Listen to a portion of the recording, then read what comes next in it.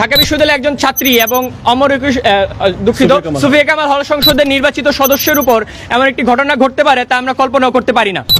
আপনারা দেখেছেন যে কার্জন হল এরিয়ায় একজন ছাত্রীর উপর শুধুমাত্র তার হিজাব পরার কারণে, ইসলামিক ধর্মীয় পোশাক পরার কারণে যে কিভাবে তাকে থুথু মেরে এবং কটূক্তি করে হেনস্থার শিকার হইতে হয়েছে, তাকে দ্রুত শনাক্ত করে দ্রুত বিচারের আওতায় নিয়ে আসা যায়। তো আজকের এই সংবাদ সম্মেলনে শুরুতেই সামগ্রিক ব্রিফ নিয়ে আসার জন্য অনুরোধ করছি আমাদের কেন্দ্রীয় সংসদের সদস্য, ঢাকা বিশ্ববিদ্যালয় কেন্দ্রীয় ছাত্র সংসদের সদস্য সাবিকুন্নাহার তামান্না আপুকে, আফসানা আক্তার আপুকে।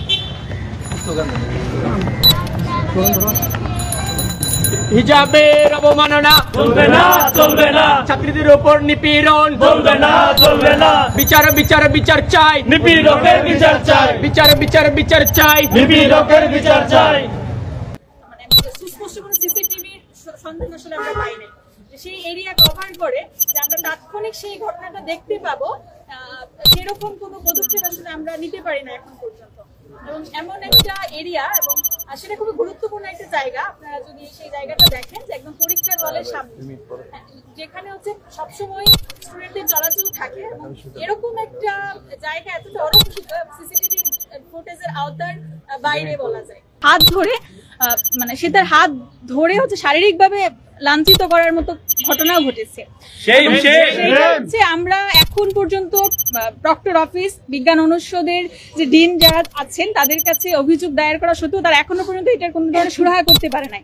এবং আমরা আরেকটা বিষয় লক্ষ্য করলাম যে ভিকটিম যখন সেটা সোশ্যাল মিডিয়ায় পোস্ট করলেন, তখন সেইখানে আইনি পদক্ষেপ যত তাড়াতাড়ি নেওয়ার কথা ছিল সেটা না হয়ে আমরা ভিকটিম ব্লেমিং এর বিষয়টা দেখতে পেলাম, যে অনেকেই সেখানে তাকে তুমি তো অযোগ্য, তুমি সেখানে কেন প্রতিবাদ করতে পারো নাই, তোমার উপর এটাই হওয়া উচিত ছিল। অনেক কমেন্ট আসলে এরকম ছিল যে তোমাদের সাথে এমনই হওয়া উচিত।